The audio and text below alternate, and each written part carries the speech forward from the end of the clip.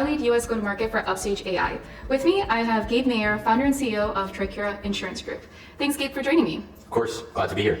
Yeah, can't wait to dive right in. So what is your long-term vision for leveraging data science to fundamentally change how risk is assessed in the insurance industry? I think that there's a tremendous amount of opportunity for us in multiple facets of the continuum of risk and how we approach the underwriting of the exposures, how we approach the mitigation of risk proactively, and ultimately how we resolve claims on the back end and use all of that data to help inform those decisions. So it sounds like you're taking a pretty innovative approach to assessing risk. Yeah, I think that for a lot of the large carriers, the more traditional approach misses a lot of the nuance in how these businesses are being run and the implication that that has on the exposure. So we try to take a really deep and nuanced view on that. We've built some technology around how we approach those kinds of things to better inform our human underwriting team in the way that they approach the process of segmenting, pricing, and structuring the coverage that we offer. Neat. In your view, what is the single biggest misconception that legacy insurance carriers have about incorporating AI into their core operations? I think in our space, a lot of the legacy carriers may miss the ways in which the day-to-day operations of these businesses impact the people on the ground that are helping to run them. What I mean by that is there are all kinds of competing priorities that exist in the day-to-day function of senior living communities, which is the vertical that we serve, and making sure that the approach that we're taking to every element of how we run our business, the underwriting of the coverage, the coverage terms, the approach to risk mitigation, the approach to claims, making sure that those things are in tune with the limitations, in some cases the resource limitations that exist and the competing priorities that exist in that underlying business is something that I think we really try to do better than others, and I think what sets us apart. I think to add to that, another misconception is that AI is viewed as another piece of software that you can just plug in, whereas it requires rethinking how a piece of work touches each person inside a company. What are the areas that AI can automate away, the boring stuff like the manual data entry, and where is human expertise really needed? So it really requires leadership to think about, for example, when a submission comes in, how to reallocate people and where AI is the most impactful. And it sounds like you're really spearheading this at Tricura.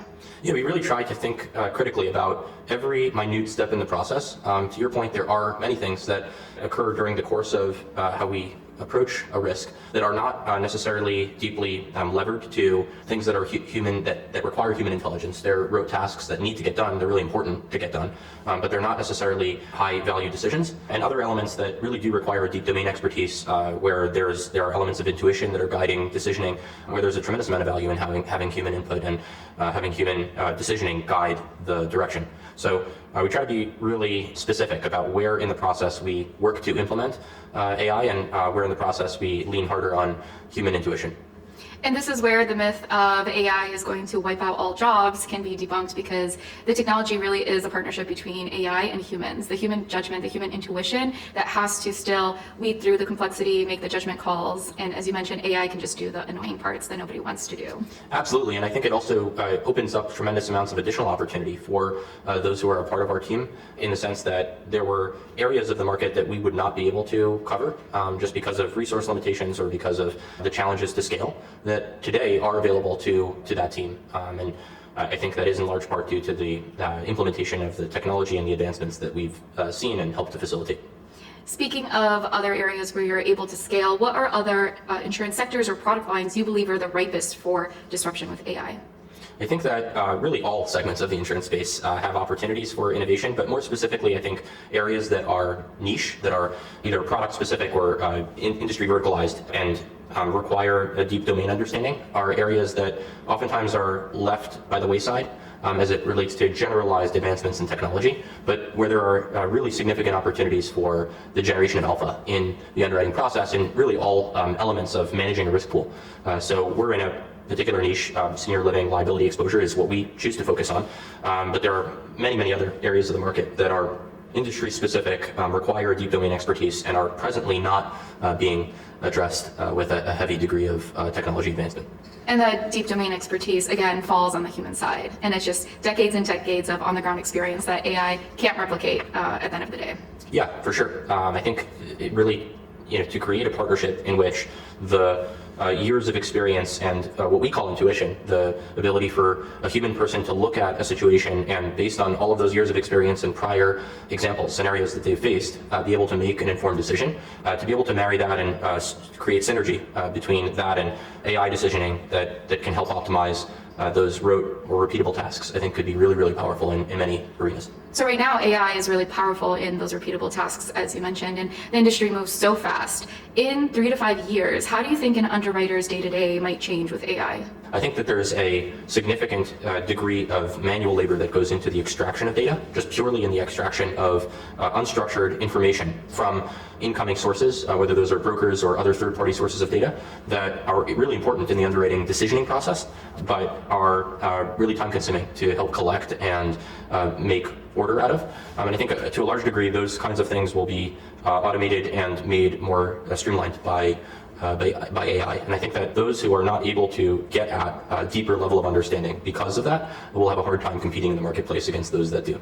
The insurance industry is often seen as slow to adopt new technology. What advice would you give to other insurance leaders considering a deep integration of AI or ML? I think just to get started, to a large degree, these kinds of technologies are really not super scary when you get into the weeds and just try things. We try to keep an open mind about the new things that we're working through and making sure that people are not afraid to fail. There are all kinds of opportunities that underwriting units have to test theory, and not necessarily to test the depth of the river with both feet. You don't have to go out and apply a new technology to the entirety of your book from the outset. But I think just creating micro scenarios in which people can test what they believe will be accretive to overall processes, and then roll them into the broader picture of how the organization is approaching that particular task, I think is really important for underwriting units and for insurance companies in general. Going back to what I mentioned about just rethinking the workflow and how a piece of work touches each person or each department, I agree. It shouldn't require a $1 million plus upfront investment and huge data migration and,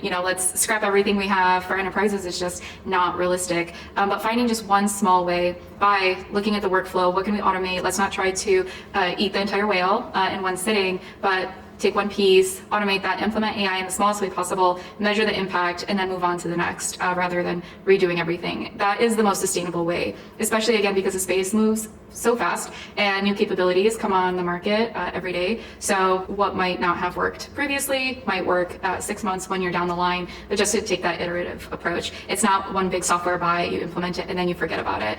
It's really just one piece at a time, again, as technology moves super fast. Yeah, and I would agree with that. And I think that as organizations think about risk, to a large degree, the degree of apprehension that organizations have with implementing some of this new technology is that either it won't work or it won't work as well as what they have in their legacy systems. But there's also, in my limited view, a tremendous amount of risk in not trying these new things.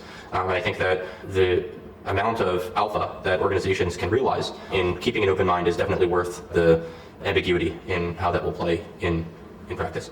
And speaking of rethinking the workflow, insurance is such a relationship-heavy industry. How do you see the relationships between brokers, carriers or MGAs, underwriters, insurtechs evolving over the next few years with AI?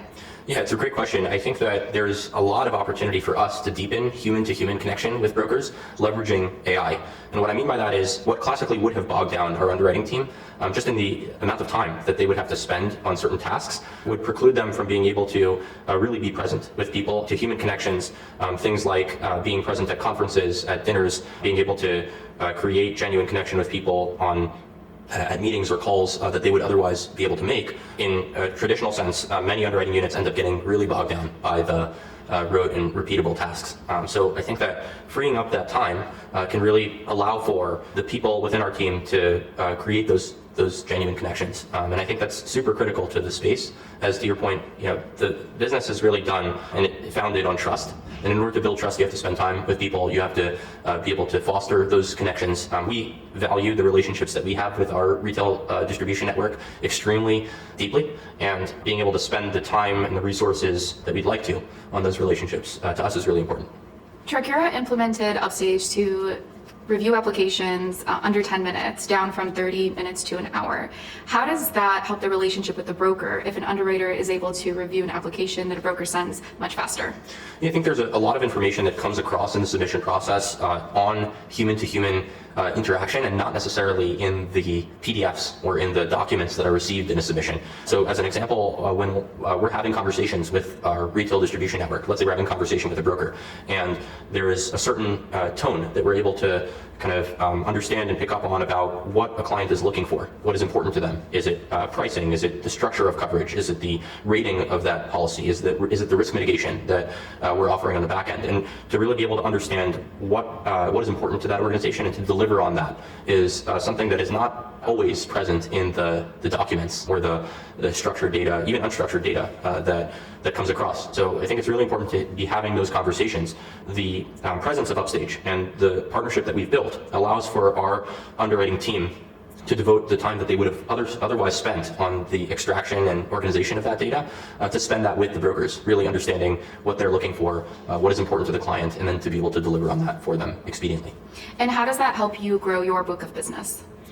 Just the amount of time that we're able to spend in building those relationships means an increase in the volume of submissions that we're seeing from the marketplace. It also means our ability to better convert those opportunities. If we can understand what they're looking for and we can deliver on that in a way that's it creates a better experience for the broker and for the client, we're likely to land more of those opportunities and be able to grow our business. So yeah, I would say for sure in those areas, the presence of the technology has been really helpful for us. And then I think further, being able to free up additional time to think about new ways that we can serve the market outside of what we do presently today has really been impactful in our ability to grow to serve the market. Beyond the data parsing and data extraction, how else do you see AI helping you grow your business?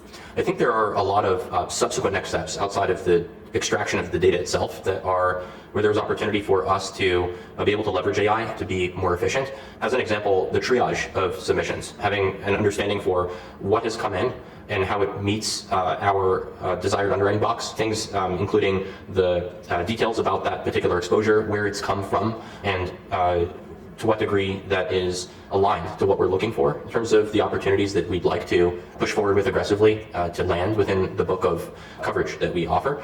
It's something that I think there's a lot of opportunity in the optimization of that triaging process. So the decisioning on that information and the prioritization is a piece that I think is ripe for opportunity. And when you search for technology vendors like Upstage in order to accomplish all of these goals, what do you typically look for? Is it the product side, the speed, the ease of usability?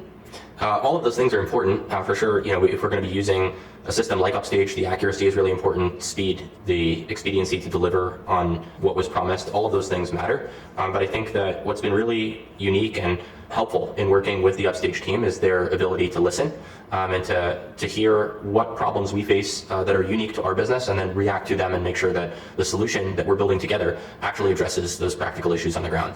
I think that AI has become ubiquitous. Everybody talks about it. Everybody knows what it's capable of achieving. But I think working with really good people who are willing to dig in and make sure that there is full alignment in the business objectives is something that is not present in all companies, but has been with the partnership that we've had with Upstage. And I think that's really important. It's not always the innovation that changes things, it's innovation applied. And that's what we care about the most. As you mentioned, working with you to understand your business and how the technology can support you and exactly where it makes sense matters the most to us, because we don't want to just offer the technology and say it's AI and shove it into different businesses and different workflows where it doesn't make sense. It has to be helpful. And AI is a one-to-one conversation with each company that we work with. It's not one size fits all at all, and therefore we make sure to dedicate the time to get to know you and understand your goals and exactly how you want to use the technology. Otherwise, it just won't work if you just slap it on top of whatever system that you have. As an MGA and insurtech, how important is it to not only adopt technology but also contribute to its advancement and development? Yeah, I think with a lot of the things that we've been discussing, the areas of AI that you guys are innovating on and that we've explored ourselves, there is significant area of opportunity for us to be able to push the envelope. There are foundational models that are available to everyone, right? Anthropic has put out their models, OpenAI, Google has theirs, etc. And I think that all of that is really table stakes for most companies in terms of just embedding those models in the ways that they do things. But what is important is that we can leverage that base technology and refine it at the problems that are important for us to be able to solve, and to be able to think critically about where it makes the most sense to leverage. So I don't think that it's just purely leveraging models is the only task. I think we need to be able to think critically about how to use a foundational technology and build off of it to make things that don't exist today, that are proprietary and that can help us deliver a better quality experience, product, etc. to our clients. And there are more things that we might not even know right now that need to be built on top of it. So if the fundamental workflow changes for a submission, for example, what other products and features are needed on top of that to support that workflow change and to support the underwriter? It's okay to not know, but it's important to keep an open mind. Absolutely. So we've talked a lot about Upstage in the underwriting process. What are other areas that Upstage can add value within your business? Yeah, I think there's a tremendous amount of opportunity in claims. Specifically, we have a lot of information that comes in anytime that any one of our clients experiences a claim. There are sources of information that are coming in, a myriad of documents and emails and information that we ingest on each one of these claims and then have to make decisions on. Oftentimes, sorting the information that is coming in as it relates to the allegations relative to this objective source of truth of the data that we know constitutes what actually happened is a challenge. I mean, that's something that all claims professionals face, is reconciling those two worlds, what is being alleged and what we know to have actually happened based on the information we have available. And so I think leveraging AI, leveraging the efficient extraction of information and then the organization and decisioning on it to be able to sort those things can help our claims teams be more efficient about how they go about the subsequent next steps in moving towards the resolution of those claims. It sounds like there's also a legal component to this where we can help with the extraction of legal documents. Yeah, legal documents have a lot of information that is structured. There's also a lot of information that's unstructured. And getting at all of that information, being able to understand what elements of that information can help us make decisions in subsequent next steps. As an example, being able to sort through when we do get a legal document in, who that legal document pertains to, what the content of that document is really getting at semantically, and then the implication that has on the next steps in a case is a part of what we presently work through. It's an area of the business that poses challenge in scaling. So I think the application of the technology in helping to sort those things will be helpful for us and important as we grow. How long does it take to review legal documents? I think that entirely matters on the complexity of the case. It could be anywhere from, let's say, 20 to 30 minutes for a simple document, all the way up to several hours for complex documents that have really involved subsequent decisioning and implications on that decisioning. So understanding the positioning of that document and where it falls within the broader context of the case is going to influence how much time we'd spend on it. But I think in broad strokes, there's many hours that are spent in reviewing these kinds of documents on each and every case that we have. Is there any benefit in reviewing historical legal cases to help you in your underwriting process or other parts of the business? Of course. I mean, the establishment of case law and how it bears impact on the prospective exposure on an individual case is going to matter. I think that there's many similarities that we see in the cases that are filed that would help guide that process. One of the important things that all claims units need to do is to set reserves, which is to set the prospective value of a claim before it either settles or is adjudicated by the court, and looking to other similarly situated claims that have happened in the past as a means of more accurately assessing the value of a claim is for sure something that we go through, and something that I think almost all insurance companies on the planet that handle their claims go through as well. How could automatically extracting the details of the claims and the case laws help review each claim? I think matching we're getting a better understanding for the similarities that exist between claims, not just in a general sense or an empirical sense, but what specific points of data are similar or different between the claim that we're handling in the present and claims that have been filed in the past will help us create a better cohort to be able to compare against. So if, say, for example, we're dealing with a particular situation with a particular set of facts, a particular set of allegations, we want to make sure that any comparison that we're making between that individual case and a cohort of others, that we're establishing that cohort in a way that is data-driven and that makes sense. And it sounds like beyond the extraction piece, AI creating a narrative to help anyone make that decision would be very useful.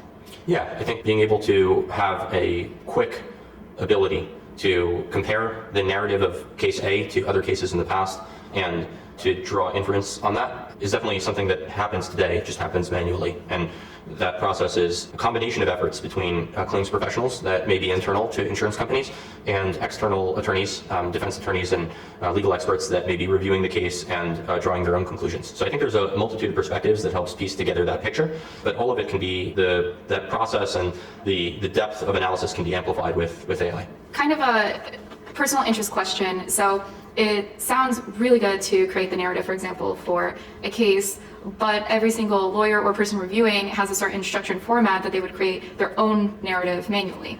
How do you think, or what is the best way to get someone's expertise from their brain inside an AI model or an AI system in order to scale that narrative creation in just the right way that they want it done? Well, I think that there's a tremendous amount of historical information on how the individual composes their thoughts within the legal realm, and that is case law. They're filing their cases, they're creating arguments that are published and in the public realm that basically constitute the ways in which they synthesize information, the way that they aggregate information and then create argumentation around that. So there's a lot of information there to help train and refine the way that models look at the composition of a narrative, but it is a unique and complex problem that I think is going to take some time to solve. There are legal technology companies out there like Harvey or others that have worked to establish decisioning and generative technology within the legal space, and I think it will take some time for that to advance. But irrespective, I think even in a scenario where you're not just generating the legal narrative with AI alone, it is helpful in guiding human decisioning and guiding the human exploratory process for arriving at that final product. So for an attorney, even if they're not just copy-paste taking something off of a generative model and incorporating it into their motions, I think being able to bounce ideas, query data, to be able to refine verbiage are things that would be helpful within the broader construct. And I think it's important to make sure that all of the data within cases is extracted appropriately. Did you see that news story about, it was a lawyer submitted a motion and there was a case reference that never existed? It was a huge hallucination.